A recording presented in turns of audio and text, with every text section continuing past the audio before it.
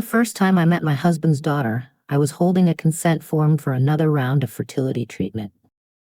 That is not a metaphor. I was standing in the hallway of a fertility clinic in Boston wearing one paper bracelet, one real bra that had given up emotionally, and one stupid little hope I should have thrown away 3 years earlier. Ethan was late. Again. The nurse had handed me a clipboard and said, "We just need both signatures before we move forward." Both signatures. Like marriage was still a team sport and not a very expensive group project where one person kept forgetting the assignment. I clicked the pen. Nothing came out. I clicked it again. Still nothing. Perfect. Even the pen had fertility issues. Then I heard Ethan's voice near the elevator. Soft. Careful. The voice he used when he wanted everyone to believe he was a decent man under fluorescent lighting. I turned. Ethan stepped into the hallway with his ex-girlfriend, Natalie Pierce, and a little girl holding his hand. The girl had dark blonde hair, a purple backpack, and Ethan's exact frown. Not similar. Exact. The same tiny vertical line between the eyebrows, like she was disappointed in the architecture of the universe. I forgot how to breathe. Natalie saw me first. Her face changed so fast it almost made a sound. Ethan stopped. The little girl looked up at him and said, "Daddy, did you tell her yet?" There are moments when your body leaves before you do. Mine was gone. My hand stayed wrapped around the clipboard, but the rest of me was somewhere above the hallway, watching a woman named Claire Morgan discover that 5 years of infertility grief had apparently come with a hidden child. Daddy. Not Ethan. Not Mr. Morgan. Daddy. The nurse beside me cleared her throat and pretended to study a printer. Medical professionals are very good at disappearing into office equipment when marriages explode nearby. Ethan's mouth opened. Natalie bent down too quickly. "Lily, honey?" "No," I said. It came out calm. That scared me. I looked at the little girl. Lily. 6, maybe.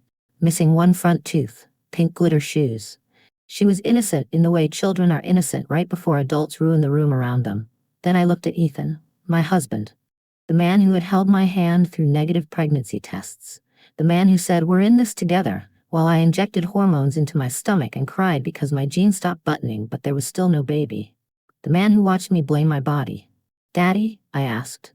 Ethan swallowed. Natalie whispered, "This is not the place." I almost laughed. A fertility clinic hallway was not the place to reveal a secret child? Bold, really bold. Behind me, Maya, my best friend and the only nurse I trusted with both my medical records and my bad decisions, appeared from the staff door holding a paper cup of coffee. She saw Ethan, saw Natalie, saw Lily's hand in his. Then she looked at me. "Oh," she said. "So we're doing crimes before lunch." The pen finally worked. A black dot of ink leaked onto the consent form, right beside the line where Ethan was supposed to sign for another procedure meant to help us have the child he had apparently already made with someone else. I stared at the ink spreading, small, dark, ugly. Ethan took one step toward me. "Claire," he said, "I can explain." I looked at Lily again. She was still holding his hand. "No," I said, "you can start by letting go of your daughter." Ethan did not let go. That was the first honest answer in the hallway. His fingers tightened around Lily's little hand before his face remembered to look sorry. I saw it. Natalie saw it. Maya definitely saw it, because Maya's eyebrows rose so high they almost joined hospital administration. "Claire," Ethan said, "please don't make this harder." I stared at him. Harder. I had spent 5 years measuring my life in ovulation windows, blood draws, insurance denials, and pregnancy tests hidden under coffee grounds like the raccoons in Boston might judge me. But yes, how tragic for Ethan. His secret daughter had chosen a difficult hallway. Lily looked up at me. "Are you mad?" My throat closed. Not because of Ethan, because of her. She had glitter on one cheek. There was a small smear of chocolate near her mouth. She smelled faintly like apple juice and crayons. A regular child, a real child. Not a plot twist, not evidence, not a weapon. I crouched because my knees were apparently still taking instructions. "No, sweetheart," I said. "I'm not mad at you." She nodded, not fully believing me, because children are tiny lie detectors until adults train it out of them. Natalie touched Ethan's sleeve. "We should go." Maya stepped beside me. Amazing instinct. Fleeing always makes innocent people look so organized. Natalie's eyes cut to her. "Who are you?" "Currently, a witness with caffeine." Ethan finally let go of Lily's hand, slowly, like the movement cost him something. I watched Lily step closer to Natalie. Then I looked at the consent form in my hand. It was for an intrauterine procedure we had discussed for months. I had taken pills that made me cry over a dog food commercial. I had tracked my temperature until my mornings felt like science projects. I had let Ethan kiss my forehead and say, "Whatever happens, we'll face it together." Together. What a flexible word. "Who is she?" I asked. Ethan rubbed his mouth. "This is Lily." "Yes, Ethan. I picked up the name when your daughter used the one title I've been trying to give you for 5 years." Natalie flinched at that. "Good. Not because I wanted to hurt her. Fine. Maybe a little. Human honesty is not always pretty." Ethan looked toward the nurse's station. People were trying not to stare. The receptionist suddenly found a stack of folders deeply fascinating. "Can we talk somewhere private?" he asked. "No." "Claire, no," I said again. "Private is where lies go to gain weight." Maya made a tiny approving sound. Ethan lowered his voice. "Lily is Natalie's daughter."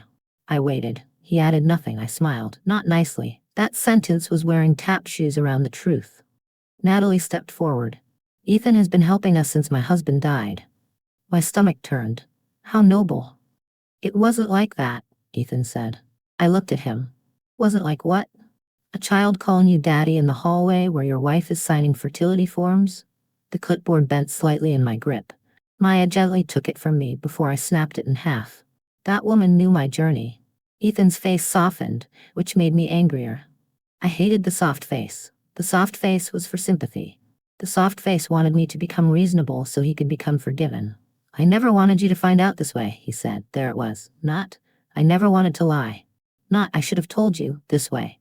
Like the method was the wound. I looked at Lily, then Natalie, then my husband. "How long?" I asked. Nobody answered. A door opened behind us. Dr. Harlan appeared, cheerful for half a second, then visibly reconsidered her entire career. "Claire, Ethan, we're ready when you are." I laughed once. It sounded broken and rude. "Great timing, doctor," I said. Apparently Ethan already passed the fatherhood portion. Ethan closed his eyes. Natalie whispered, "Claire, please." I turned to her. "You don't get to please me yet." My phone buzzed in my coat pocket. A reminder. Fertility meds refill. Pick up before 5 p.m. I stared at the screen until the words blurred. Then Maya put her hand on my elbow. "Come with me," she said quietly. I let her lead me into an empty consultation room, because if I stayed in that hallway one more second, I was either going to cry, scream, or ask Lily whether Ethan remembered to pack her snacks. And God help me, some part of me wanted to know. 5 years earlier, Ethan and I had been the kind of couple who thought infertility happened to other people. Not because we were cruel, because we were stupid in the ordinary married way. We had a one-bedroom apartment in Boston's South End, 2 mismatched nightstands, and a basil plant. Ethan kept calling our first child because he thought that was charming. The basil died in 3 weeks. We should have taken that as a warning from agriculture. For the first year, trying for a baby was almost sweet. I bought prenatal vitamins so large they looked like horse medication with branding. Ethan downloaded an app and acted like tracking ovulation made him a feminist scholar. We made jokes, we picked hypothetical names. We had sex because we wanted each other, not because a pink flower on my phone said my body had opened a limited time offer. Then nothing happened. Month 1, month 6, month 12. The jokes got smaller, the app got meaner. There is nothing romantic about trying to make a baby on a Wednesday night because your cervical mucus has apparently filed a positive report. Ethan lit candles once. I told him it felt like we were seducing a spreadsheet. He laughed. I laughed. Then I cried in the bathroom with the shower running because I didn't want him to hear me. The doctor started gently. "Give it time. Reduce stress. Track your cycle." I wanted to ask if they had ever met stress. Stress does not leave because a woman drinks peppermint tea and stops Googling at midnight. Stress moves in, eats your crackers, and comments on your uterus. Ethan was wonderful then. That is the annoying part. Bad men are easier when they arrive wearing horns. Ethan made tea. Ethan rubbed my back. Ethan learned how to pronounce letrozole. He kept granola bars in his car because hormones made me hungry at strange times, including once during a bank appointment, which really elevated the mortgage discussion. He said, "We're in this together." I believed him. The first negative test I saved was in our bathroom drawer. I don't know why. A used pregnancy test is not a keepsake. It is plastic disappointment with a cap. But I put it behind a box of bandages, like maybe keeping it would make the loss official. By the third year, the drawer had more ghosts than supplies. Every month, one line. One stupid line. A thin little no. I started apologizing to Ethan after negative tests. He hated that. Or he said he hated it. "Don't do that," he would whisper, pulling me into his chest. "This isn't your fault." But his tests were always normal enough, according to him. Normal enough. A phrase with fog inside it. He went to appointments when he could. When he couldn't, he sent flowers to my office, which made everyone think I had a romantic husband instead of a medical receipt with legs. Maya came to one appointment when Ethan had a psych meeting. She watched me fold my pants over my arm after an ultrasound and said, "I love you, but this clinic has the emotional warmth of a printer jam." I laughed so hard the paper sheet under me crinkled. I needed her. Because infertility did something strange to my brain. I became jealous of strangers. A pregnant woman on the subway, a toddler screaming in Target, a mother complaining about daycare pickup. I hated myself for it, because none of them had stolen anything from me. Still, grief is not polite. It does not stand in line. Once in a grocery store, I saw a baby sleeping against his father's chest. I went to the cereal aisle and cried next to granola like a woman sponsored by sadness. Then I bought Ethan's favorite cereal. That is what embarrasses me now. Even while breaking, I remembered what he liked. I did not know yet that Ethan already knew what his child looked like. Not our future child, his daughter. Natalie Pierce returned to Ethan's life through a funeral program. That was how he explained it. One night he came home late with his coat damp from snow and said, "You remember Natalie?"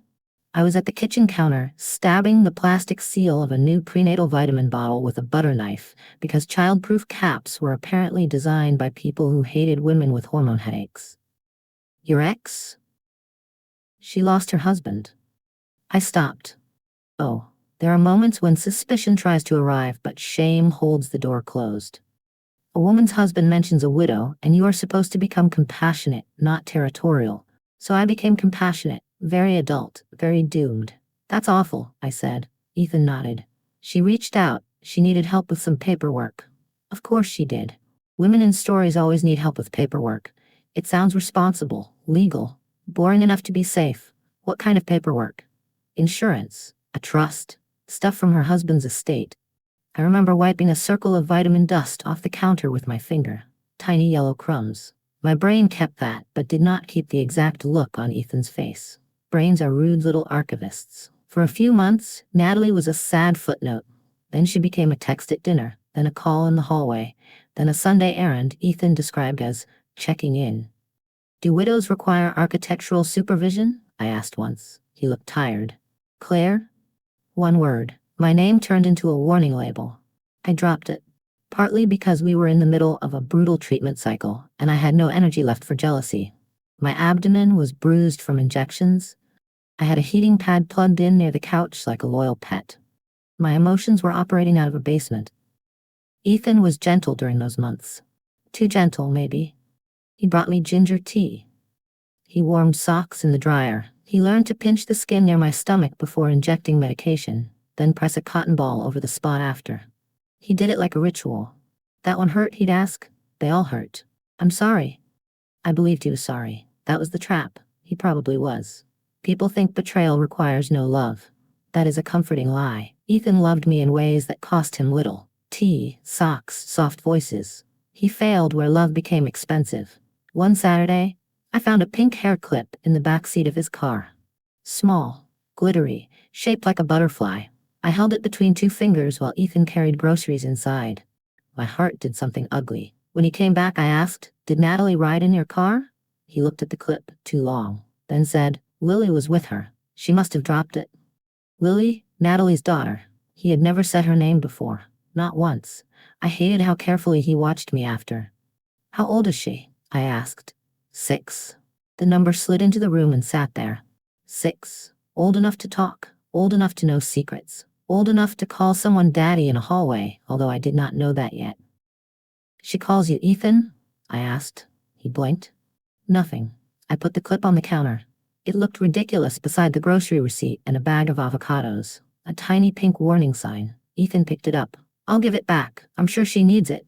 My voice was too sharp, he sighed. There it was again, the sigh that made me feel like a difficult woman in a room full of reasonable ghosts. "Claire, Natalie has no one." I looked at him. "She has you." He said nothing. The next day, I apologized. I actually apologized. "I'm sorry I was weird about the hair clip," I told him while unloading the dishwasher. He kissed my forehead. "It's okay. You've been under so much pressure." Under pressure, like I was a pipe. Like if I burst, it would be nobody's fault but the water. I put a mug in the cabinet, upside down, and later found it filled with dishwasher water. That felt about right. Maya did not let me go home with Ethan after the clinic. She took my car keys out of my hand with the calm authority of a woman who had seen people faint during blood draws and still finish paperwork. "I can drive," I said. "You just found out your husband has a secret child while holding a fertility consent form." I said I can drive. I didn't say well. Exactly. She put me in her Honda, which smelled like coffee, hand sanitizer, and emergency almonds. Maya's purse was basically a tiny disaster shelter. Tissues, crackers, ibuprofen, gum, a sewing kit, and once, for reasons she refused to explain, a tape measure. We sat in the clinic parking garage without moving. Concrete pillars, fluorescent lights, a minivan with a stick figure family on the back window, 2 parents, 3 children, a dog, show off. My phone buzzed. "Ethan, please let me explain." Then again, "Claire, don't shut me out." I laughed. Not because it was funny. Because my body had run out of appropriate sounds. "Don't shut him out," Maya read over my shoulder. Bold, from a man running a side family subscription service. I should have told her not to say that.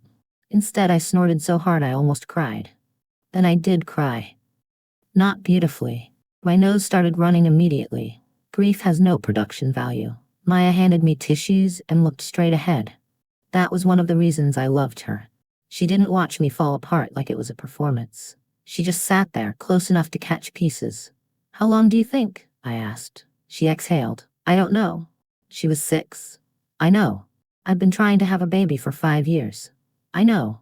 Math is being very rude right now." Maya turned to me. "Do not do the math alone." I wiped my nose. "Is that medical advice?" "It's friendship with a license." I looked down at my coat. There was a smear of black ink on my sleeve from the fertility pen. I rubbed it with my thumb, which only made it worse. "Of course. Even stains were committed to spreading today." Maya said, "You need information before confrontation." I saw a child call him Daddy. "Yes, and he will try to wrap that in fog.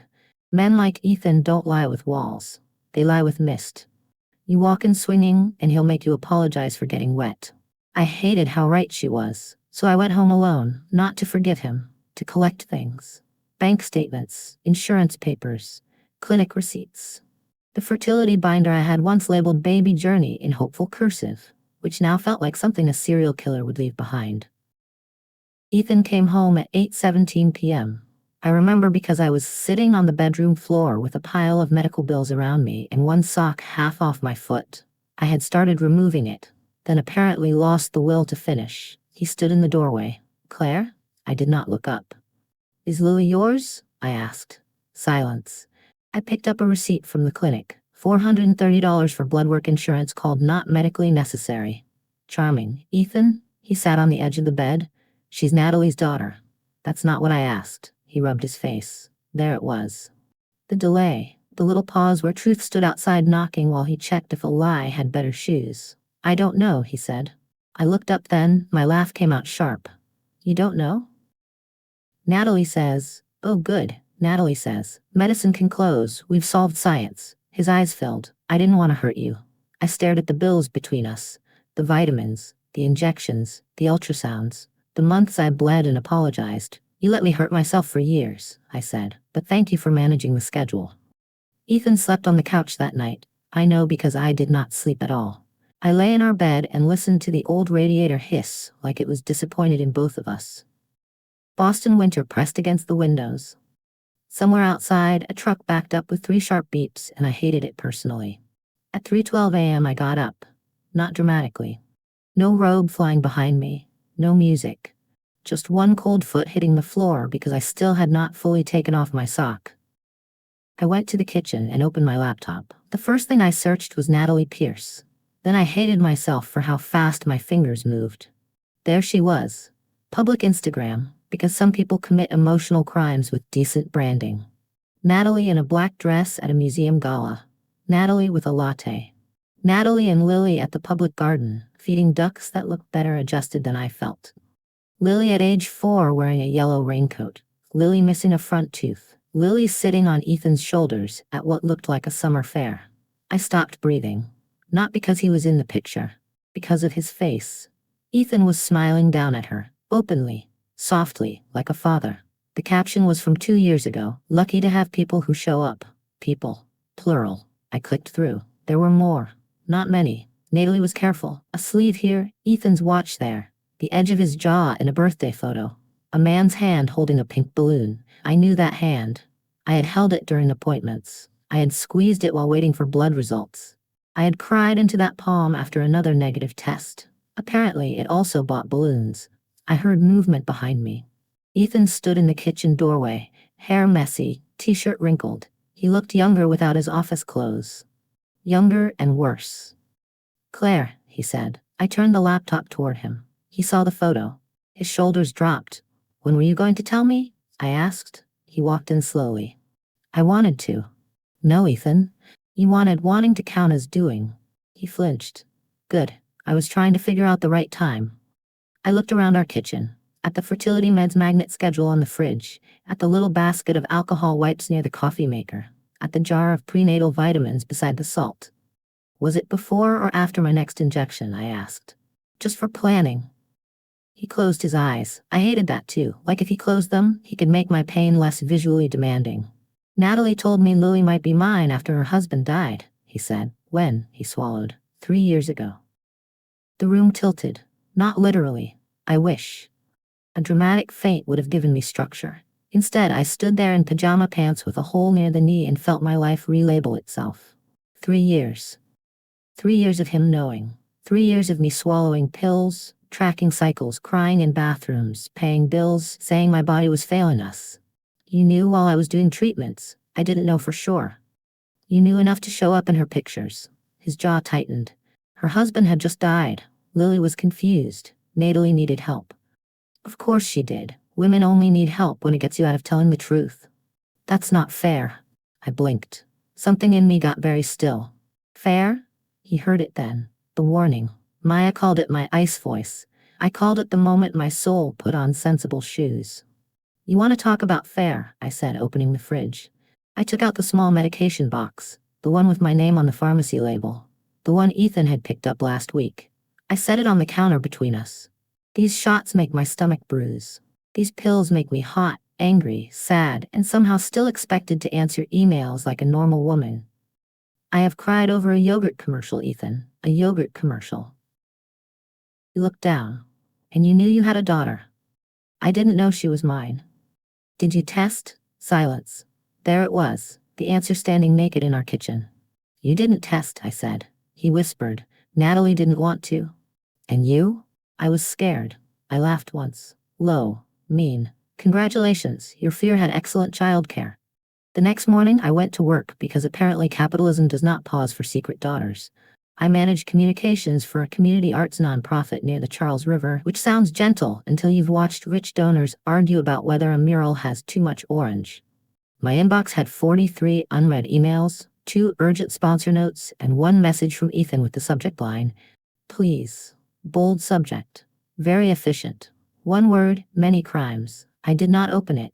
Instead, I spilled coffee on my blouse during a staff meeting and told everyone it was abstract texture. No one laughed except Luis from programming, who always laughed at the wrong moments and therefore had my loyalty. At noon, Maya texted, "Eat something." I wrote back, "I had coffee." She replied, "Coffee is not food unless you are a haunted grad student." Fine. I went to a cafe in Back Bay and ordered a turkey sandwich I did not want.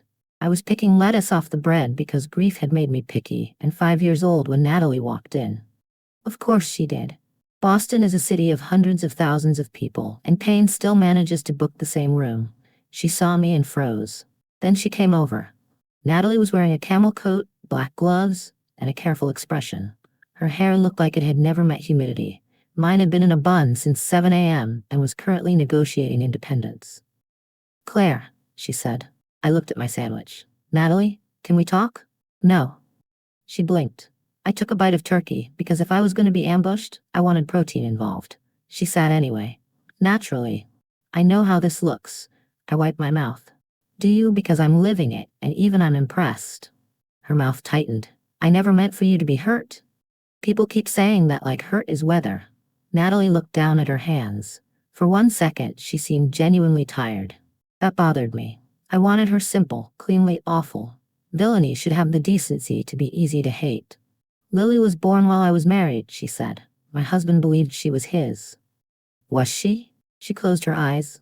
No, there it was. A sentence I had already known, still finding a new place to cut. "Did Ethan know?" "Not at first. At first is doing a lot of cardio here." Natalie inhaled. "I told him after Daniel died, I was alone." Lily started asking questions. "She looks like him. My husband's family noticed." "So you told Ethan?" "Yes, and he told me nothing. He was trying to protect you." I stared at her. Then I laughed so hard a woman at the next table looked over. "Protect me? Natalie, I was injecting hormones into my stomach while my husband attended birthday parties for a child he didn't want to test. If that was protection, I'd hate to see his attack plan." She flinched. Good, she deserved one. "Maybe two." "Ethan loves you," she said quietly. I leaned back. That must be exhausting for him, loving women in installments. Her eyes flashed. There she was. The real Natalie under the moisturizer. "You don't understand what it's like to have a child," she said. The cafe noise faded. Forks, cups, steam wand, a baby crying near the door. I looked at her hands. No ring, neat nails, one small scar near her thumb. "No," I said, "I don't, and for 5 years I thought that was my failure." Her face shifted, but she did not apologize. Instead, she said, "Lily is innocent." That one stopped me, because it was true. And because truth from the wrong person is very irritating. "I know Lily is innocent," I said. That's why I crouched down in that hallway instead of screaming. Natalie looked away. I stood, grabbing my coat. "You and Ethan made a child before I married him. That's not my crime. But you both let me build my grief on a lie." She whispered, "He didn't know how to tell you." I slid my sandwich into a paper bag because heartbreak is one thing, wasting $11 in Back Bay is another. "Funny," I said. "He had no problem telling me my eggs were aging." Then I left. Outside, my hands shook so badly I dropped the sandwich on the sidewalk. A pigeon immediately walked toward it. I picked it up first. Petty? Yes. But that bird had not earned my lunch either. I found the first payment because Ethan labeled it consulting. That was almost funny, almost. If you are going to secretly send money to your ex-girlfriend and possible child while your wife sells pieces of herself to pay for fertility care, maybe choose a memo with less corporate confidence. Consulting. Natalie Pierce, apparently, had been consulting Ethan on how to be a coward with recurring billing. The payment was $600. Then another. Then $750. Then $500. Different amounts, different months. Always from his personal account, which I had not checked often because marriage requires a certain amount of trust and also because I had a job, a uterus under review, and very limited energy for forensic accounting. Maya sat beside me at my kitchen table, eating dry cereal from a mug. "Do you want me to say something calming?" she asked. "No." "Good, because I left calming at work." I scrolled. 2 years. 3 years. Money moving quietly, while Ethan and I argued over whether we could afford another treatment cycle. I remembered a night when I had stood in our bedroom holding my mother's bracelet. Gold, thin, with a tiny clasp that always stuck.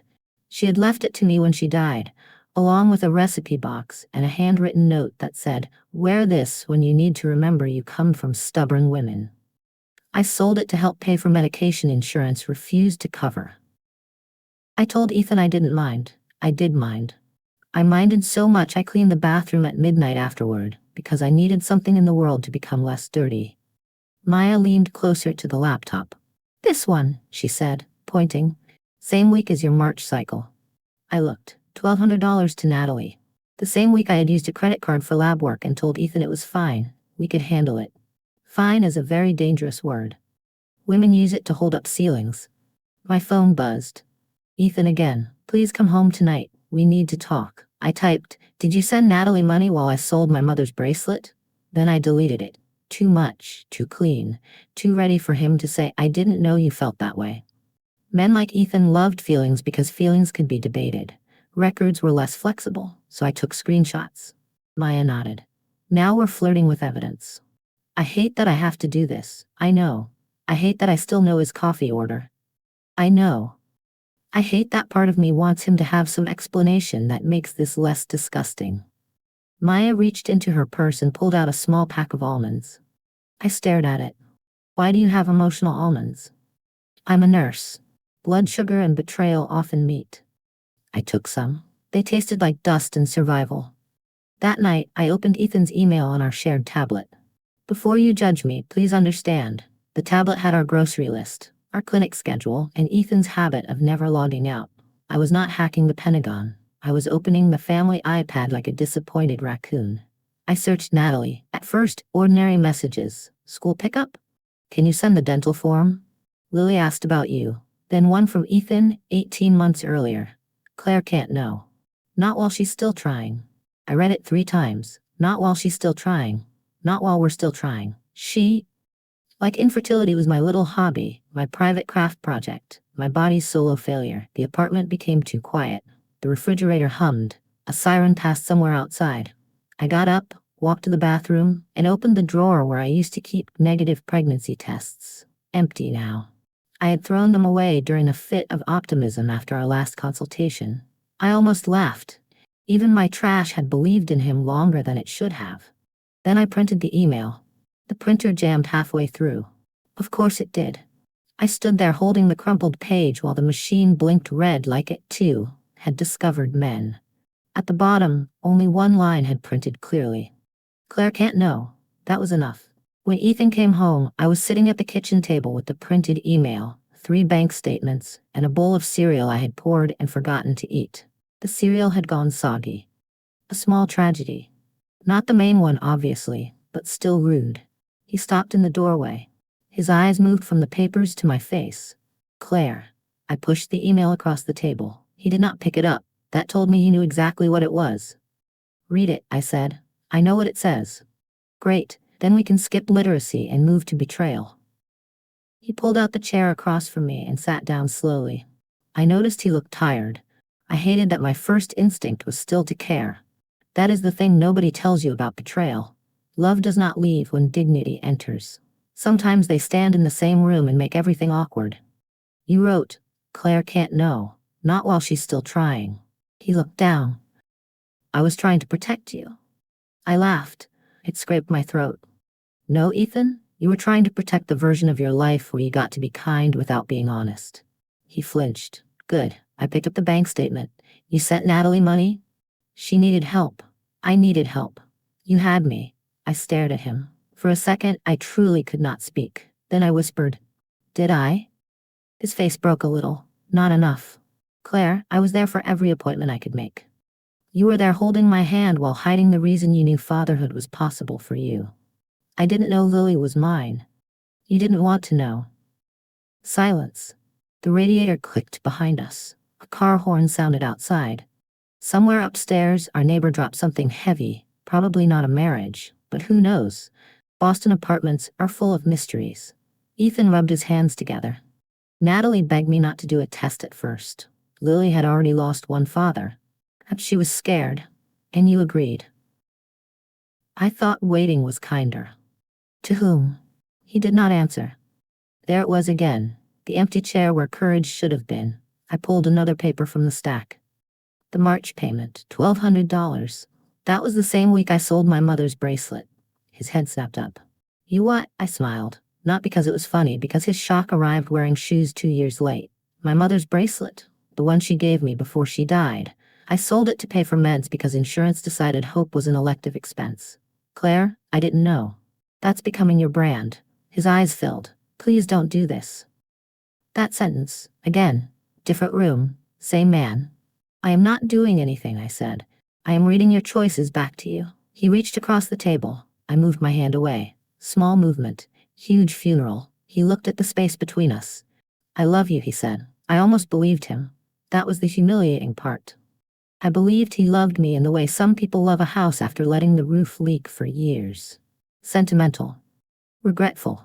Still dry enough in their own corner. Did your mother know? I asked. He froze. My stomach dropped. I had not planned that question. It fell out of some darker shelf in me. Ethan. He rubbed his mouth. She knew Natalie had reached out.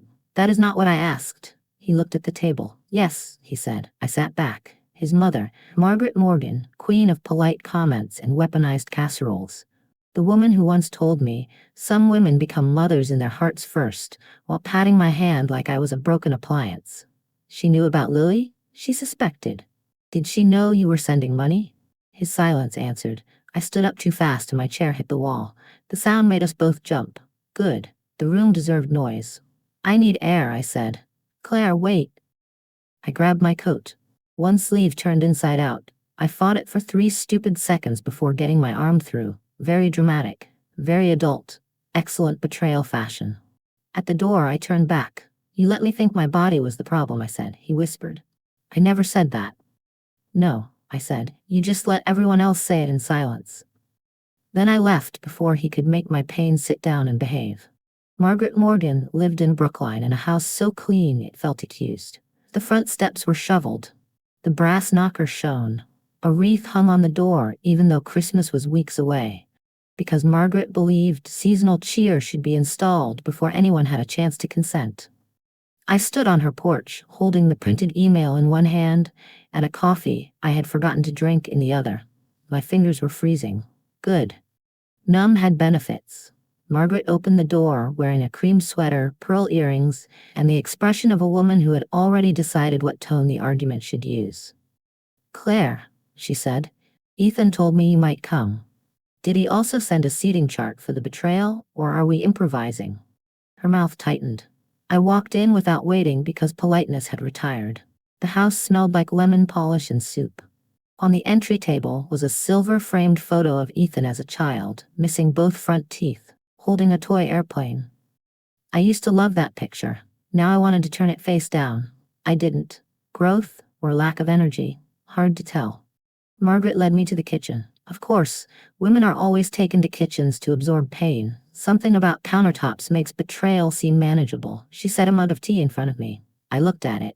Is this where you tell me stress affects fertility? She inhaled. That was unkind. Yes, I sat, so did she. For a moment, we listened to the clock tick above her stove. It had painted strawberries on it. I hated those strawberries immediately. Did you know Lily was Ethan's daughter? I asked. Margaret folded her hands. Ethan was not certain. Margaret, her eyes flicked away. I knew there was a possibility, and you told him not to tell me. I told him to be careful. I laughed once. Careful, that's such a pretty word for cowardice when it's wearing moisturizer. Her face reddened. You do not understand what Ethan was going through. I stared at her. Something inside me leaned back and crossed its arms. I don't? He wanted a family with you. He was afraid if he told you about Lily, you would leave. So he let me stay under false information. Very romantic. Like fraud, but with throw pillows. Margaret's jaw tightened. You were already fragile. That word landed. Fragile. I looked down at my hands. My nails were chipped. There was a tiny cut near my thumb from a clinic packet I had opened too aggressively.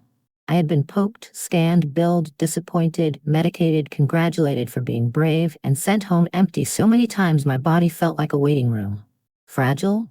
Maybe, but not stupid. You called me fragile because it made lying to me sound protective, I said. Margaret looked away. I stood. No, sit with that. She looked back, startled. Good. I was tired of being the only woman in the room expected to sit with things. She swallowed. I believed Ethan deserved a chance to build a family without the past destroying it. The past was 6 years old and wearing glitter shoes. Her lips trembled. For 1 second, she looked old. Not elegant old. Just old. That should have softened me. It didn't. Not enough. I took the printed email out of my bag and placed it on her perfect kitchen table. Read it. She did. Her face changed at the line. Claire can't know, not while she's still trying. Trying. There it was again. My body, reduced to a process they waited out. Margaret whispered. I didn't know he wrote that. But you knew enough. She did not deny it. I nodded. That hurt more than denial would have. Denial gives you something to fight. Truth just stands there and bleeds on the rug. At the doorway, I noticed a photo album half tucked under a stack of magazines on the sideboard. The cover had gold lettering. Summer. A pink glitter hair clip stuck out between the pages. My heart went cold. I pulled it free before Margaret could move. Inside were pictures. Lily in Margaret's backyard. Lily holding a cupcake. Lily sitting beside Ethan at a picnic table while Margaret smiled behind them. Dates printed in the corner. 2 summers ago. I looked at Margaret. She closed her eyes. I shut the album carefully. The click of the cover sounded small. Final. You didn't just know, I said. You hosted. I carried the photo album to my car, because apparently theft becomes evidence when your mother-in-law has been lying in linen. Margaret followed me to the driveway. Claire, that album belongs to me. I turned. Funny. So did my marriage, but everyone felt very casual about borrowing it. She stopped. Snow had started again, the light Boston kind that looks charming until it becomes sidewalk violence. A flake landed on Margaret's hair and melted instantly. Even weather didn't want to stay near her too long. I don't want to hurt you, she said. I laughed. It came out tired. Margaret, people really need to stop using that sentence after finishing the hurting. I put the album on the passenger seat. My hands were shaking so badly, I had to try twice to start the car. The key slipped. I cursed. Not gracefully. Very human. Very unfit for holiday cards. When I got home, Ethan was waiting. He stood up from the couch when I walked in. I dropped the album on the coffee table. It landed with a heavy thud. He stared at it. Open it, I said. He didn't. So I did. Page after page. Lily at Margaret's house. Lily at a playground. Ethan holding Lily's backpack. Ethan kneeling beside her birthday cake while Margaret clapped. The dates told the story better than any confession. I pointed to one photo. That was the weekend you told me you were in Worcester for a site inspection. He closed his eyes. I turned the page. That was the day after my failed cycle, he whispered. Claire. No, I'm enjoying the family slideshow. He sat down slowly. I didn't know how to stop it. That sentence almost made me throw the album. Instead, I pressed my palm against the coffee table and felt a crumb under my hand. Toast, probably. Our apartment was falling apart in very ordinary ways, while extraordinary pain strutted around in shoes. You didn't know how to stop seeing your daughter? I asked. No, I didn't know how to tell you without losing you. You had already lost me, I just hadn't received the paperwork. He covered his face. For a moment I saw him as he must have wanted to be seen, trapped, scared, guilty, loving 2 lives badly. Then I remembered my mother's bracelet. The injections. The clinic hallway. The way Lily said daddy as if the word had always belonged to him. My sympathy sat down and behaved itself. I want the truth, I said. He lowered his hands. All of it. Ethan nodded. And then he told me. Natalie and Ethan had been together briefly after his first breakup with me, before we got serious. Lily was conceived then, though Natalie married Daniel Pierce soon after. Ethan said he suspected but never asked because Natalie insisted Daniel was the father. Cowardice, early edition. After Daniel died, Natalie told Ethan Lily might be his. Then gradually, not might, was. Ethan met Lily just once. Then again. Then every few weeks. He said he wanted a DNA test, but Natalie cried. Lily was grieving. Margaret said forcing the truth might traumatize everyone. Everyone. That word again. Apparently I was not everyone. I was the woman in the waiting room with a bruised stomach and a calendar full of hope. Did Lily know? I asked. He swallowed. Natalie told her I was her dad last year. Last year. I stood and walked into the kitchen because if I stayed seated, I would break something expensive, and unfortunately, most of our expensive things were mine. I opened a cabinet, closed it, opened the fridge, stared at almond milk. Why did we still have Ethan's almond milk? I hated him, and yet I had bought the brand he liked because it was on sale and I was apparently haunted by grocery loyalty. I turned back. You let a child call you daddy while I was calling myself broken. His face crumpled. I never wanted you to feel broken. But you didn't mind if I did as long as it kept your secret safe. He looked like he wanted to argue. He didn't. That was new. My phone buzzed. Maya. You alive? I typed, define alive. She replied, Shuzo blood? Good enough. I'm coming. I looked at Ethan. You need to leave tonight. His eyes widened. Claire. No, not forever. Not yet. I can't think with you in the room making regret noises. Where would I go? I smiled. Again, not nicely. I'm sure Natalie has paperwork. Maya arrived with Thai food, 2 bottles of seltzer, and the expression of a woman prepared to commit several non-felonies. She put the bags on my counter and looked around. Where is he? Gone. Alive? Unfortunately for your legal career, yes, she nodded. Good.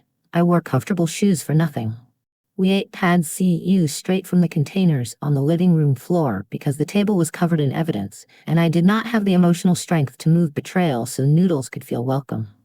Maya flipped through the photo album with chopsticks in one hand. Wow, she said. They really chose documentation as a lifestyle. I chewed, couldn't swallow. In one picture, Lily sat on Margaret's lap wearing a paper crown. Ethan stood behind them with his hand on the chair. Family. Easy. Warm. Already assembled. I thought about the nursery ideas I had saved on my phone. Soft green walls. A moon lamp.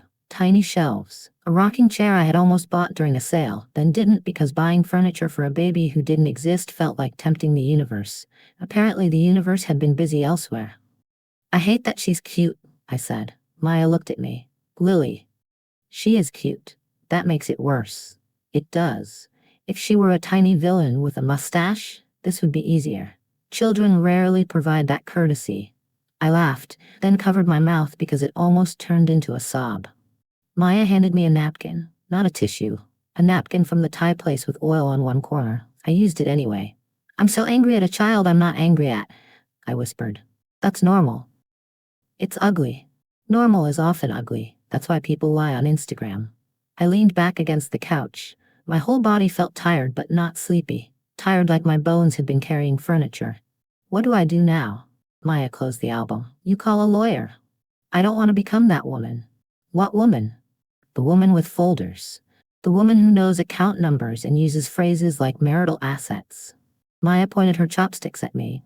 Claire, you already became the woman who injected herself in the stomach and went to work smiling. Folders are not your villain. So the next morning, I called Priya Desai. Priya was a family attorney Maya knew through a patient advocacy network. She wore black glasses, spoke calmly, and had the energy of a locked door. By noon I was in her office downtown, sitting in a chair too modern to be comfortable, explaining my marriage in pieces. Hidden daughter. Secret payments. Fertility treatment. Shared accounts. Mother-in-law knew. Photo album. Email. Priya listened without making the pity face. I liked her immediately. Pity makes me want to apologize for bleeding. When I finished, she tapped her pen once against her notebook. Do you want divorce, separation, or information first?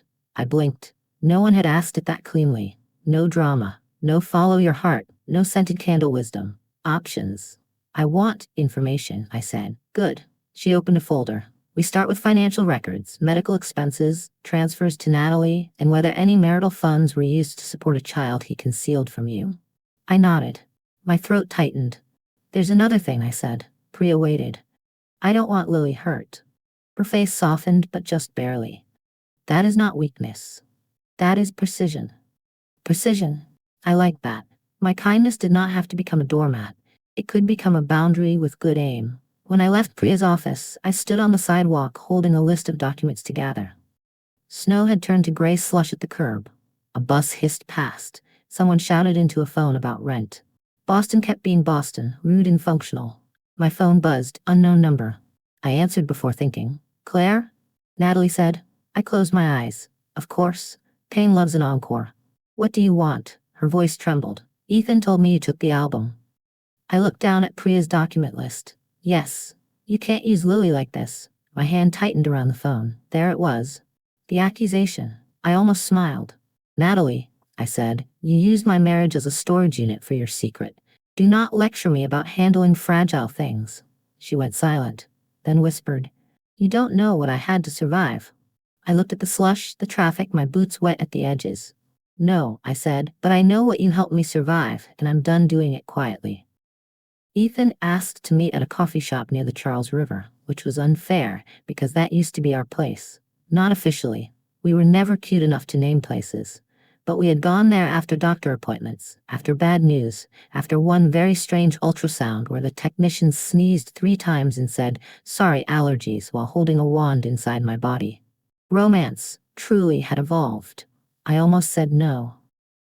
Then I said yes, because Priya wanted me to hear what Ethan admitted without warning him. I was collecting admissions.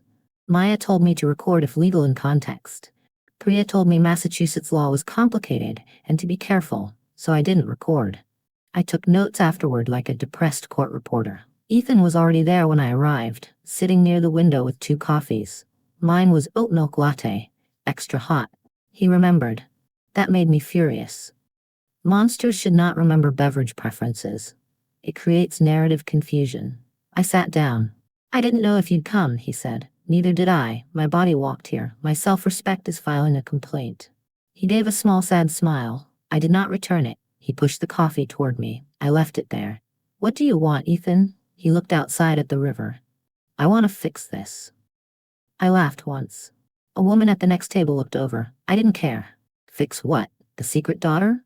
The hidden payments? The part where your mother hosted Lily while I iced injection bruises? His face tightened. I know.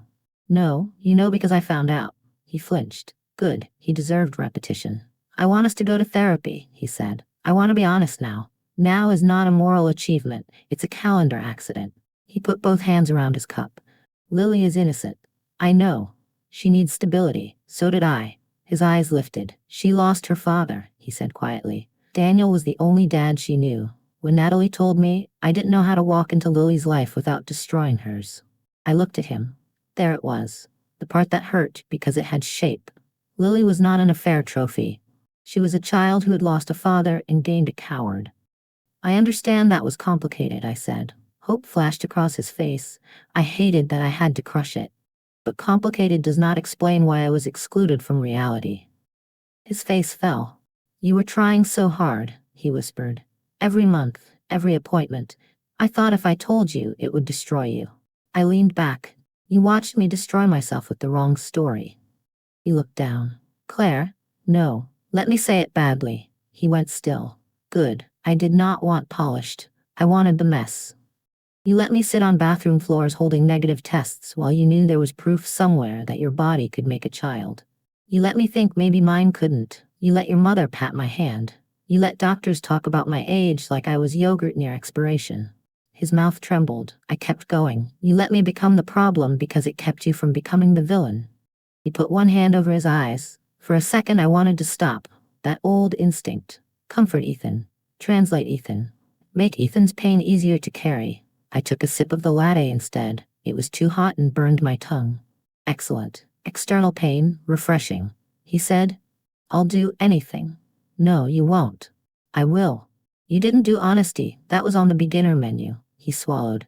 I'll take the DNA test. I'll put everything in writing. I'll pay back the money.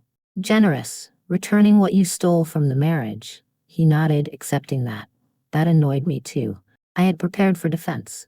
Compliance left me holding my anger with nowhere dramatic to throw it. Then he said, I still want a child with you.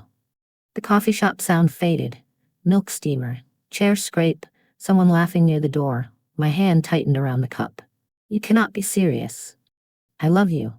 You love the idea that I might forgive you so completely your life becomes symmetrical again. His eyes filled. I miss us. I looked at him for a long moment.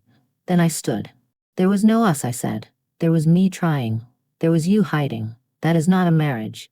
That is a magic trick with medical bills. I walked out without the coffee, then went back in 10 seconds later because it cost $6 and I was betrayed, not wasteful. The first real breakdown happened in my car outside a CVS. Not dramatic, not movie-worthy. Just me sitting in the driver's seat with a bag of cotton pads, toilet paper, and discounted Christmas candy in my lap, crying so hard I fogged the windshield. The candy was the embarrassing part. I had gone in for toothpaste. Came out with peppermint bark. Grief makes strange baskets. I had spent the morning gathering receipts for Priya. Fertility clinic invoices, pharmacy statements, insurance denials, credit card bills. The email about my mother's bracelet sale. I found the receipt from the pawn shop in a folder marked taxes because apparently even heartbreak enjoys administrative camouflage. Gold bracelet, $14K. Amount paid $840. I stared at that number until it became meaningless. My mother's bracelet had been worth more than money and less than one cycle of medication. That felt rude on a cosmic level. I remembered standing at the pawn shop counter pretending I was not ashamed. The man behind the glass had said, "You sure?" I said, "Yes." Too fast. Like confidence could make it less sad. Afterward, I went home and told Ethan I'd used savings. He hugged me. He knew Natalie needed money that month. That thought hit me in the CVS parking lot, between toothpaste and peppermint bark, and my body finally said, enough. So I cried, ugly, open-mouthed. One of those cries where you make a sound and then look around as if someone else did it. A teenage boy pushing carts glanced at me and immediately looked away. Bless him. Even teenagers have survival instincts. My phone buzzed. Maya, where are you? I typed, CVS. Becoming a public concern, she replied, stay there. 10 minutes later, she opened my passenger door and got in holding a fountain soda the size of a medical device. She looked at the candy in my lap. Emergency chocolate? Peppermint bark. Seasonal trauma. Elegant. I laughed, then cried harder. Maya took the CVS bag off my lap and put it in the back seat. I sold my mom's bracelet, I said. I know. He knew. I know. I can't stop thinking about the clasp. The clasp? It always stuck. My mom used to ask me to help with it when I was little. She'd hold her wrist out like this. I demonstrated, wrist shaking. Maya said nothing. That was good. If she had said something soft, I would have dissolved into the upholstery.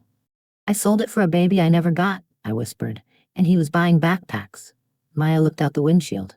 Then she said, I want to run him over with a stroller. I snorted. It hurt. Good. I hate that I still want a baby, I admitted. Maya turned back to me. That doesn't make you weak. It makes me stupid. No, it makes you a person whose dream got used as a hiding place by a man with the spine of a cooked noodle. I wiped my face with a napkin from the glove compartment. It had ketchup on one corner. I used the other side. Standards remain important during collapse. I don't know who I am without trying, I said. There. The real thing. Not Ethan. Not Natalie. Not even Lily. Trying had become my identity. The vitamins, the appointments, the calendars, the hope I hated and fed anyway. If I stopped, what was left? Maya reached over and squeezed my hand. You. I looked at her. That sounds like a greeting card. Fine, she said. You, but angry and hydrated. I laughed. Small. Real. Later that night, I put all the fertility medication into a box and placed it in the back of the fridge. Not thrown away. Not yet. Just moved. Behind the pickles and a container of soup I was afraid to open. A tiny act. A stupid act. A person-sized act. Then I washed my face, brushed my teeth with the toothpaste that had started this disaster, and slept for 3 hours without dreaming. That felt like betrayal too. Resting, as if my body had been waiting for permission to stop begging. Priya found the worst payment on a Thursday. I know because Thursdays were when the fertility clinic sent automated reminders, and I had received one that morning asking me to confirm my next monitoring appointment. I stared at it while eating toast over the sink. Your appointment is scheduled. No, it wasn't. My life had rescheduled itself without asking. At Priya's office, she laid out the records in neat stacks. Medical expenses, transfers to Natalie, shared account withdrawals, credit card statements, a marriage in columns. Here, she said. She turned a page toward me. I looked. A $3,000 transfer to Natalie Pierce. Date, April 12th. My stomach dropped. That was our embryo consultation deposit, I said. Priya's face did not change, but her pen stopped moving. We had saved for it.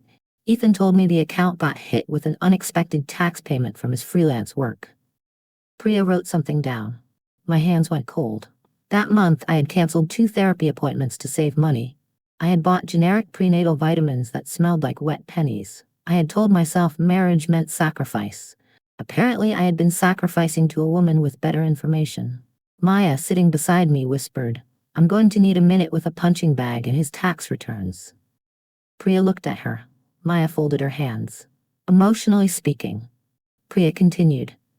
There may be a claim for dissipation of marital assets depending on how the funds were used and whether he concealed them.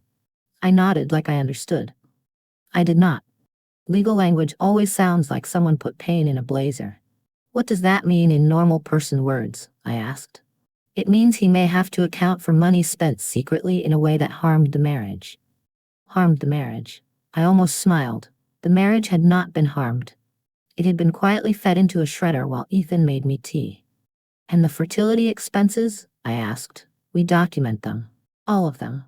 All of them. Every shot, every copay, every blood draw, every time I paid for hope while Ethan financed truth elsewhere. Priya slid a tissue box toward me without looking pitying. That was talent. I also recommend you pause treatment until you decide what you want apart from Ethan. Apart from Ethan? The words sat oddly in the room. I had been Mrs. Morgan for years. Wife, patient, trying, failing, trying again. What did I want apart from Ethan? A nap, first, then a life. On the way home, Maya drove because I was doing that thing where I stared too hard at traffic lights. Do you want me to come in? She asked. No. You sure? No, but I'm experimenting with lying to myself less. She nodded. At home, I found Ethan sitting on the front steps of our building. He stood when he saw me. I've been calling. I noticed. You didn't answer. Look at us both understanding phones. He looked exhausted. I almost felt sorry for him. Then I remembered April 12th. I walked past him toward the door. He followed. Claire, I need to talk to you. I turned. Did you send Natalie $3,000 from our savings in April? His face changed. Tiny. Enough. Yes, I laughed. I couldn't help it. A woman walking a pug slowed down. The pug looked judgmental, correctly. That was for our embryo consultation. I was going to replace it. With what? Integrity? He looked wounded. I was getting very tired of his face asking for gentleness. Natalie was behind on rent, he said, and I was behind on becoming a mother, apparently. That's not fair. Stop saying fair near me. The pug barked once. Excellent timing. Ethan stepped closer. I panicked. Lily needed a stable home. Natalie was struggling. I thought I could fix it before you knew. There it is, I said. What? Before I knew. The national anthem of this marriage. He looked down. I'll pay it back. I shook my head. You still think this is about money? It's not? No, the money is just where the lie learned to leave fingerprints. That finally shut him up. I opened the building door. Before going inside, I turned back. I'm filing for separation. His face went white. Claire? I don't know about divorce yet, I said. But I know I cannot keep sleeping beside a man who made my grief fund his secret. Then I went in and locked the door behind me. My hands shook for 5 full minutes. Then I ate peppermint bark for dinner. Not empowering, but honest. Natalie came to my office fundraiser like a woman who had mistaken emotional warfare for networking. The event was at a renovated warehouse in the seaport, all exposed brick, white wine, and people saying community impact while standing directly in front of the donation QR code. I was working the room in a black dress, heels that hated me, and lipstick Maya had called Survivor Red. I had not invited Natalie, obviously, but there she was near the silent auction table, looking soft and expensive in a navy coat. For one bright second, I considered hiding behind a sculpture. Then I remembered I was 34 years old and technically the communications director. Also, the sculpture was transparent acrylic. Poor tactical choice. Natalie approached when I was adjusting place cards. Claire, I kept moving cards. Natalie. I didn't come to make a scene. Great. I charge extra for scenes during donor events. She looked around. This is lovely. Don't compliment my workplace. It has done nothing to deserve you. Her mouth tightened. Behind her, Maya appeared holding a tray of tiny crab cakes. She did not work there. I had no idea where she got the tray. That was Maya. Useful and legally ambiguous. Natalie lowered her voice. Ethan told me you're speaking to lawyers. Ethan tells people things now? Growth. Please don't drag Lily into this. I finally looked at her. There it was again. Lily as shield. Lily as curtain. Lily as the sweet little door Natalie could stand behind whenever the room got too honest. I have never dragged Lily anywhere, I said. You took the album. The album your secret family made while I paid for fertility treatments? She swallowed. Maya drifted closer, pretending to offer crab cakes to a donor who clearly feared shellfish. Natalie's eyes sharpened. You think you're the only one who suffered? No, I think I'm the one who was lied to. You have no idea what it's like to raise a child alone. The words landed between us. I felt them. I did. Because she was right in one way and vicious in another. I had not raised a child, I had raised hope. Hope is smaller, quieter. It does not need shoes or dentist appointments. It dies privately and people tell you to relax. I set the place card down carefully. No, I said. I don't know what it's like to raise Lily. Natalie's face softened like she thought she had won. Then I continued. But I know what it's like to be used as a waiting room. Her expression changed. Good. I waited while Ethan figured out whether honesty was convenient. I waited while you decided when my marriage deserved the truth. I waited in clinics, in bathrooms, in bed with ice packs on my stomach. So please do not stand in my workplace and tell me I don't understand waiting. Maya took a crab cake off the tray and ate it herself. Natalie's voice dropped. You're gonna ruin him. I almost smiled. There it was. Not Lily. Him. I'm gonna tell the truth, I said. If that ruins him, maybe he was assembled badly. She looked toward the exit. For a moment, I saw panic. Real panic. Not polished. If Ethan loses money, Lily loses stability. No, I said. Ethan losing lies is not the same as Lily losing stability. You don't care about her. That one cut. Because I did. Against my will. Against convenience. Against every ugly part of me that wanted to hate anything with Ethan's eyes. I care enough not to make her responsible for adult cowardice, I said. Can you say the same? Natalie's face flushed. A donor walked up behind her and asked me where to put a pledge card. Bless him. Nothing interrupts emotional violence like philanthropy. I smiled brightly. Right over there, thank you so much. Natalie stepped back. Maya offered her the tray. Crab cake? Natalie stared. No. Maya nodded. Shame, they're less bitter than denial. Natalie left 5 minutes later. I watched her go through the glass doors into the cold. My knees were shaking. Maya took my elbow. You good? No. Functional? Barely. Excellent. That's our brand. I went to the restroom, locked myself in a stall, and laughed silently until I cried because my life had become so absurd. I was now defending a child I had been betrayed with during a fundraiser for children's art programs. Then I fixed my lipstick. Badly. One side was higher than the other. I left it. Perfection had never done anything useful for me anyway. Ethan wanted to come home. He said it in Priya's office, which was a fascinating location for optimism. We sat across from each other at a conference table under lighting that made everyone look legally tired. Priya sat beside me with a yellow notepad. Ethan had his attorney, a man named Mark, who looked like he apologized to golf clubs. Ethan kept twisting his wedding ring. I noticed because I was no longer wearing mine. It was in my purse inside a little zipper pocket with lip balm, an old receipt, and one loose almond from Maya's influence. A marriage, reduced to purse debris. I don't want a divorce, Ethan said. I looked at the table. Of course he didn't. Divorce would make the lie visible to people who sent holiday cards. I want to repair what I broke. Priya's pen paused. I felt her not looking at me, which I appreciated. Ethan leaned forward. I'll be honest about everything. I'll do therapy. I'll take the DNA test officially. I'll create an account for Lily that doesn't touch our finances. I'll pay back what I used. Our finances, I repeated. He swallowed. Your finances. The marriages. Whatever Priya says is right. Mark cleared his throat, probably grieving billable caution. Ethan continued anyway. I still want to have a child with you. The room went very still. I looked up. There are sentences so selfish they arrive wearing flowers. I know what I did was unforgivable, he said. But we wanted a family. We can still have one. I stared at him. He looked sincere. That was the problem. Ethan had always been sincere in the moment. He meant what he said while saying it. Then life asked for a spine later, and suddenly sincerity had a meeting. You want to continue fertility treatment? I asked. Yes. If you do. If I do. Claire, I don't want you to give up because of what I did. I laughed softly. Priya looked down. Professional woman, excellent restraint. Ethan, I said, you are still making my body the place where your redemption happens. His face changed. No, that's not. Yes, I said, it is. You want us to make a baby so the story can end in a nicer shape. Hidden daughter, forgiven husband, miracle child. Very marketable, terrible for me. He shook his head. I love you. I believe you. That startled him. It startled me too. I hadn't planned to say it, but there it was, ugly and true. I believe you love me, I said. I just don't think your love is safe. His eyes filled. Mark looked at his folder like folders could save men. Ethan whispered, What do you want? I looked at my bare finger.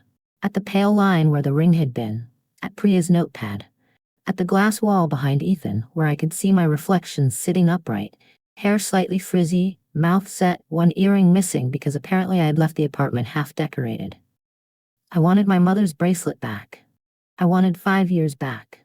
I wanted the version of myself who did not flinch at baby aisles. I wanted a body that had not been turned into a courtroom by people who loved lying softly. None of that was available. I want separation to become divorce, I said.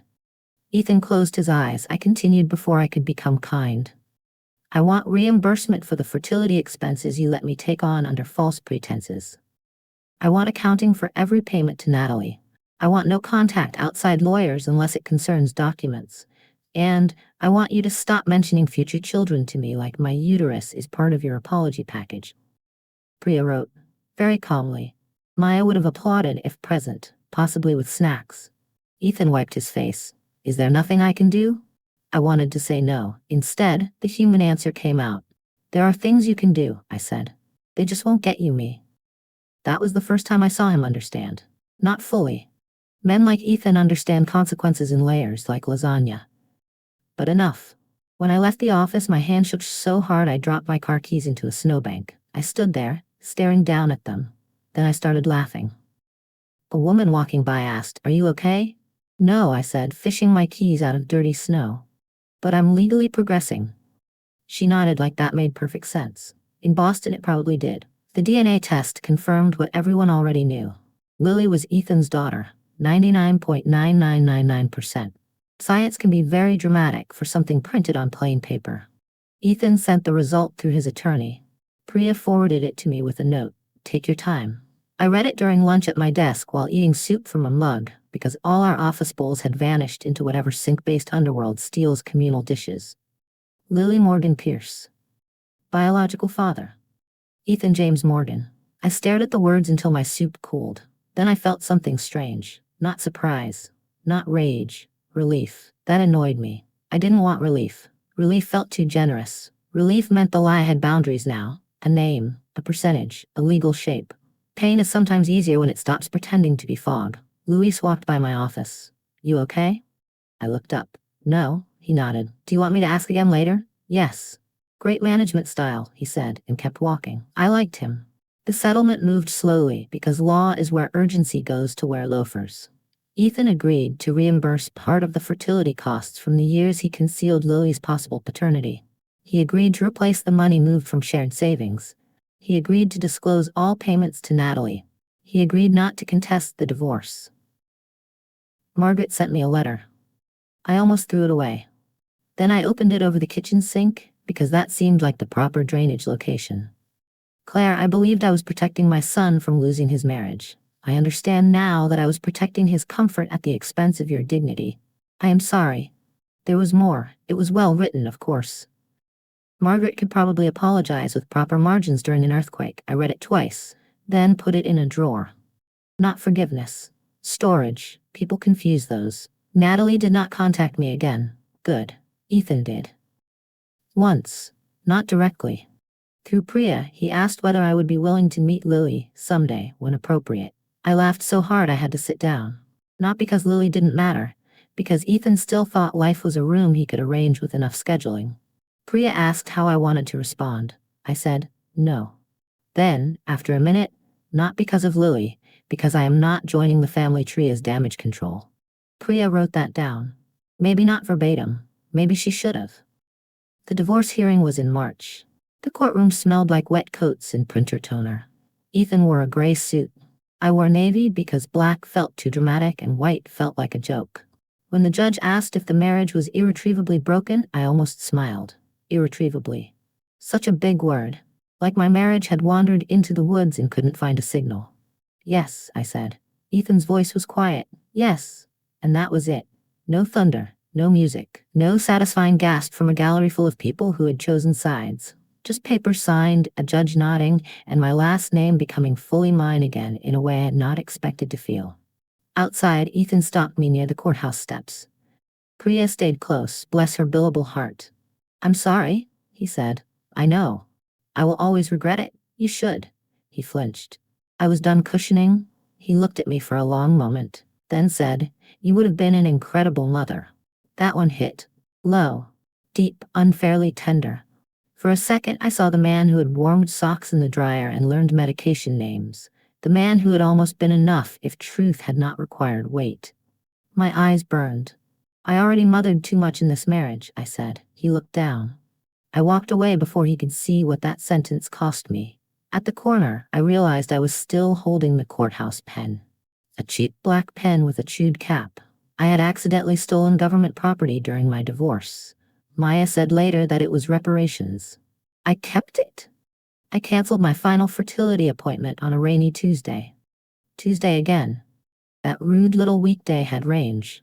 The receptionist at the clinic sounded tired in the way people sound when they have delivered too much hope and too many invoices. Would you like to reschedule? I looked at the medication box on my kitchen counter. I had taken it out of the fridge that morning. The labels faced up. My name, dosage, instructions, use as directed. Directed by whom exactly? Doctors, apps, marriage, fear. The version of me who thought becoming a mother would prove my body was not a locked room.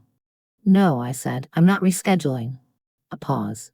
All right, would you like us to keep your file active? I almost said yes. Active sounded less final. Active meant maybe. Active meant the door was not closed, just taking a nap. I looked out the window. Rain streaked the glass. A man across the street tried to open an umbrella and nearly lost a fight with it. I respected him deeply. No, I said. Close it. After the call, I sat at the table and cried. Quietly at first, then not. I cried for the baby I imagined with Ethan's dark eyes and my mother's stubborn chin. I cried for the nursery Pinterest board. I cried for the ovulation tests, the vitamins, the money, the monthly blood that felt like a rejection letter from my own body. I cried because stopping did not feel like freedom yet. It felt like quitting, and I hated quitting. Maya came over that afternoon and found me sitting on the kitchen floor beside the medication box. She stepped over my legs, opened the fridge, and took out sparkling water. Floor day? She asked. Floor era. She sat beside me. We stayed there for a while. No speeches. No brave woman soundtrack. Just two grown women on tile listening to rain and the hum of a refrigerator that had held too much medical hope. I closed my file, I said. Maya nodded. How do I feel proud of that? You don't have to today. I feel empty. You're allowed. I also feel relieved. Also allowed. I also want to punch a baby shower invitation. Let's not put that in writing. I laughed through tears. Then I opened the medication box. Unused syringes. Alcohol wipes. One vial. I touched the label with my thumb. For years I had treated my body like an employee under review. Every cycle, every symptom, every number. Too low, too high, not enough. Try again. I whispered, I'm sorry. Maya looked at me. I shook my head. Not to Ethan. Not to the clinic. To me. She took my hand. My body had not betrayed me. Other people had built a lie and made my body live inside it. That distinction mattered. It did not fix everything, but it mattered. The next week, I donated what I legally could to a clinic program for patients who couldn't afford medication. The rest was disposed of properly, because even emotional closure has hazardous waste guidelines. I deleted the Fertility app last. It asked, "Are you sure?" I stared at the screen. No, I thought. But sure had never been required before pain entered my life. Why demand it now? I pressed delete. The home screen looked strange without the little pink flower icon. Cleaner. Emptier. Mine. That night I opened the drawer where I had placed Margaret's letter, Ethan's apology, and the copy of the divorce decree. I added the stolen courthouse pen. Then I closed the drawer. Not because the story was over, because I was tired of living with every wound spread open for inspection. I made pasta for dinner. Burned the garlic, ate it anyway. Some healing tastes slightly bitter and needs more salt. 1 year after the clinic hallway, I stood in front of 30 women in a community art space and tried not to cry into a microphone.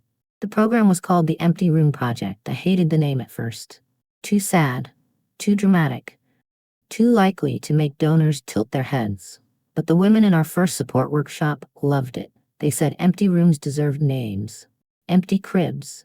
Empty calendars. Empty places at baby showers where their joy should have been but couldn't sit still. So we kept it. We used art, writing, audio recording, and photography to help women process infertility grief, pregnancy loss, failed treatments, adoption grief, and the strange loneliness of bodies becoming public discussion. It was not therapy. We said that clearly. Many times. On forums. Because Priya had made me a woman who respected disclaimers. But it was a room where nobody said, just relax. That alone made it nearly sacred. Maya sat in the back row, eating almonds from a zip bag like a supportive woodland creature. Luis handled registration. He wore a name tag that said staff, which was ambitious because he was technically volunteering under snack-based compensation. On the wall behind me were photographs from participants. An empty nursery corner. A bathroom sink with one pregnancy test, face down. A calendar full of crossed-out dates. A refrigerator shelf where someone had once kept medication beside strawberries. That one was mine. Not the photo, the feeling. I stepped up to the microphone. It squealed, naturally. Nothing says emotional rebirth like audio equipment attacking the room. Everyone laughed, including me. Good, I began. For a long time, I thought the saddest sentence in my life was, "I'm not pregnant." The room went quiet. I looked at the women. Some had partners beside them. Some came alone. One woman held a paper cup with both hands like it was keeping her tethered to earth. I was wrong, I said. The saddest sentence was one I kept saying to myself. This must be my fault. My voice shook. I let it. Perfect voices are suspicious. I built a whole identity around trying. Trying to be calm, trying to be hopeful, trying to be less jealous, less angry, less tired, less expensive. Trying to become a mother, yes, but also trying to become worthy of being loved through disappointment. Maya wiped her eye. Then pretended she had allergies. Boston friends are emotionally repressed in practical ways. I never got the baby I begged my body for, I said. But I got my body back. And after years of treating it like a locked door, that felt like a kind of birth too. Afterward, women came up to me. Some cried, some joked. One said she had hidden pregnancy tests under coffee grounds too. And we stood there laughing like raccoons had been the secret judges of womanhood all along. Near the end of the evening, I saw Ethan at the doorway. He did not come in. He stood outside the glass, older somehow, holding Lily's backpack. Lily stood beside him, now 7, wearing a purple coat and reading a flyer from our front table. My chest tightened. Not in love. Not exactly in hate. In recognition. A past life waving from a distance. Ethan looked at me through the glass. He lifted one hand, small, careful. I lifted mine back, smaller. Then I turned toward the room. Toward the women. Toward Maya, making terrible coffee in the corner. Toward the photographs on the wall. Toward the life I had not planned but had built anyway with my own hands, my own name, my own stubborn, bruised, still here body. For years, I thought motherhood was the only proof that something in me could create life. I was wrong. That room was alive, and so was I. 6 months after the Empty Room project opened, I found a bracelet at an antique market in Cambridge. It was not my mother's. Not even close. The clasp worked too easily, the gold was a little brighter, and the tiny scratch near the hinge was missing. Still, I stood there holding it for 10 minutes while the vendor pretended not to watch me become weird near jewelry. I bought it. Not as a replacement. Replacements are lies with receipts. I bought it because I liked the weight of it on my wrist. That was enough. Ethan sent one email that spring. Short. Careful. He said Lily had started therapy, that he was learning how to be honest without asking other people to reward him for it, and that he hoped I was well. I did not reply. Not because I hated him, because not every door needs to reopen just because someone knocks politely. Maya and I still ate Thai food on the floor sometimes. The Empty Room project grew slowly, messily, beautifully. One night, after a workshop, a woman hugged me and whispered, I thought I was the only one angry at baby socks. I told her, baby socks are very smug. She laughed until she cried. I did too. Some nights I still grieved the child I never had. Some mornings I woke relieved that no one was tracking my body like a calendar with legs. Both were true. I stopped asking my life to make one clean shape. It never had. And honestly, clean shapes are overrated. They leave no fingerprints.